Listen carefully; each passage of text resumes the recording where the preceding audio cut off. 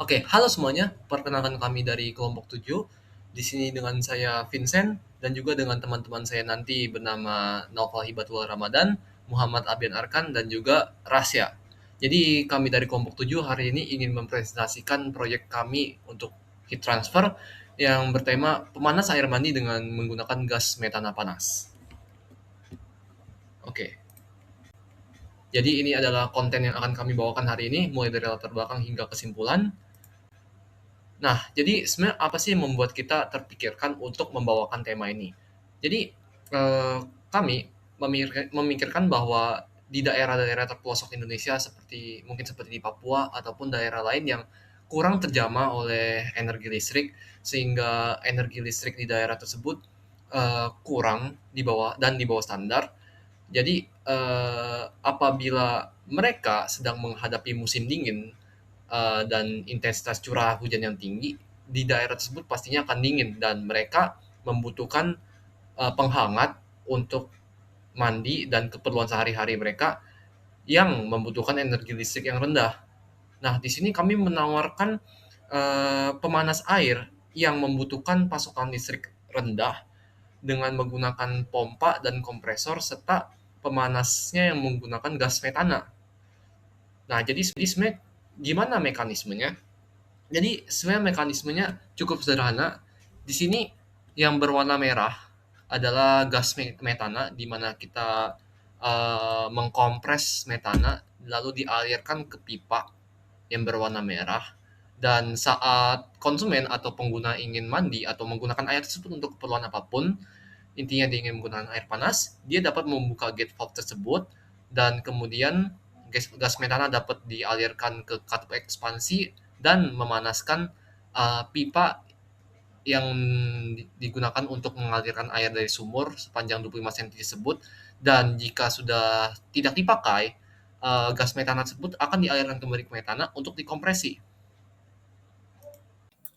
Jadi kita sekarang ngebahas perpindahan panas secara konveksi. Secara singkat itu, konveksi itu jenis perpindahan panas melalui medium fluida dengan persamaan Newton's Law of Cooling yang bisa dilihat pada persamaan yang pada di bawah ini.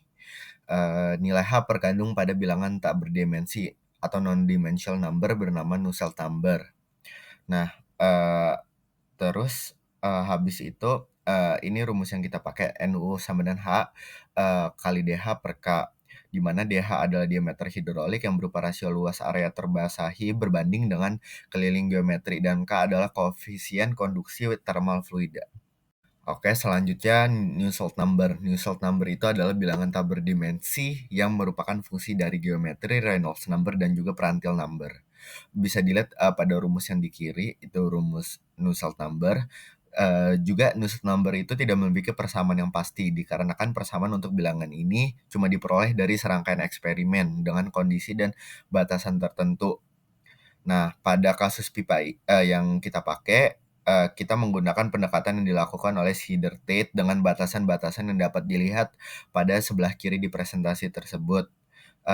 Di mana bisa kita lihat mu B itu merupakan viskositas dinamis fluida pada temperatur bulk, yaitu temperatur rata-rata fluida yang mengalir di dalam pipa pada suatu penampang aliran, sedangkan mu E merupakan viskositas dinamis fluida pada temperatur dinding pipa, yaitu temperatur permukaan pipa tempat perpindahan panas terjadi. Oke, jadi ini desain alat yang kami buat. Eee, Material fluida yang digunakan di dalam heat pipe adalah air sumur dan gas metana sebagai pemanasnya. Sedangkan material yang digunakan untuk heat pipe adalah aluminium 6061 yang merupakan konduktor panas yang baik. Dan asumsinya, pipa diasumsikan tidak ada gaya gesek, frictionless. Suhu luar pipa dianggap merata sehingga domain untuk gas metana panas itu juga diabaikan. Juga, fluida diasumsikan belum memasuki fully developed region pada jarak 250 milimeter. Nah, selanjutnya kita ke perhitungan. Berikut data yang kami gunakan untuk kasus kami, antara lain dari temperatur inlet 20 derajat Celcius, temperatur surface 80 derajat Celcius, temperatur outlet 47 derajat Celcius, panjang pipa 250 mm, diameter pipanya yaitu sekitar 3/4 inci.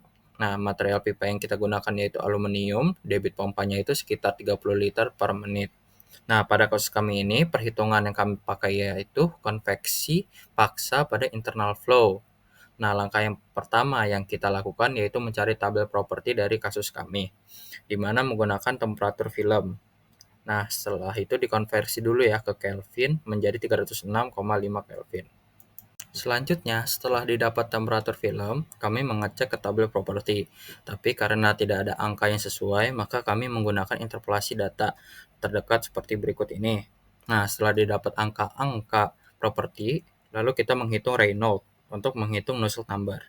Nah, untuk Nusselt number sendiri, kami menggunakan rumus Snyder-State dikarenakan syarat-syarat kami cocok dengan ketentuan rumusnya dibandingkan yang versi Dittles-Bottler, yaitu RE-nya lebih besar dari 10.000, Pratelnya itu di antara 0,7 sama 16.700. Nah, L per D-nya itu lebih besar dari 10.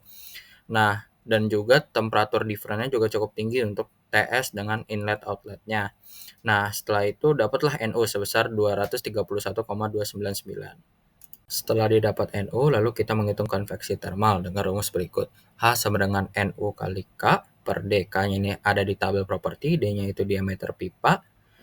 Nah, didapat angkanya yaitu 7.556,98 W per meter kubik kali K. Nah, selain itu kita juga mencari laju kalor menggunakan Q dot M dot CP T out kurang T in. Nah, M dot-nya itu sama dengan rho AV, didapatlah hasilnya yaitu sekitar 56,4 watt.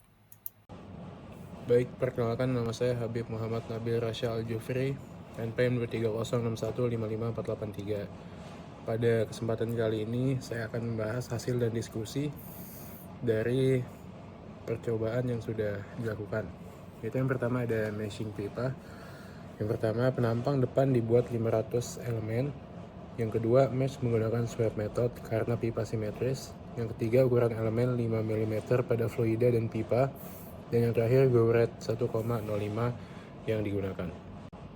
Lalu hasil simulasi transient dari ANSYS, yaitu ada boundary condition diambil dari hasil analisis perhitungan sebelumnya, dan kecepatan inlet 1,75 meter per second, tekanan outlet sama dengan 0 PA, suhu inlet sama dengan 20 Celcius dengan asumsi suhu air sumur, dan yang terakhir suhu dinding pipa 80 Celcius dengan kontak gas.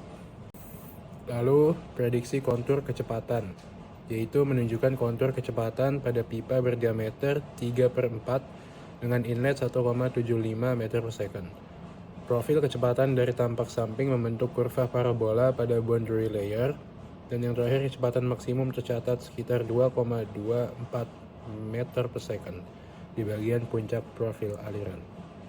Lalu yang terakhir untuk kesimpulan, yang pertama, sistem pemanas air sederhana berbasis gas panas dan pipa aluminium mampu mentransfer panas secara efektif melalui konveksi paksa. Yang kedua, perhitungan State menghasilkan bilangan Nusselt 231,299 dan koefisien konveksi 7.556,98 yang menandakan perpindahan panas yang intens.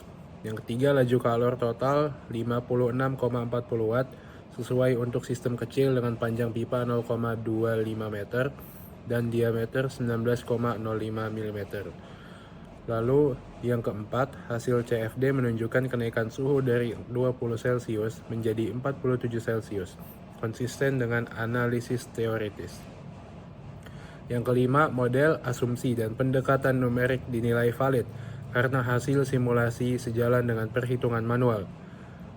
Yang keenam, material aluminium memberikan performa baik berkat konduktivitas termal tinggi. Yang ketujuh, efektivitas dipengaruhi oleh debit fluida dan temperatur dinding pipa. Dan yang terakhir, kinerja masih dapat ditingkatkan dengan optimasi panjang pipa, variasi kecepatan aliran, dan pengujian eksperimen lanjutan. Sekian dari saya, terima kasih.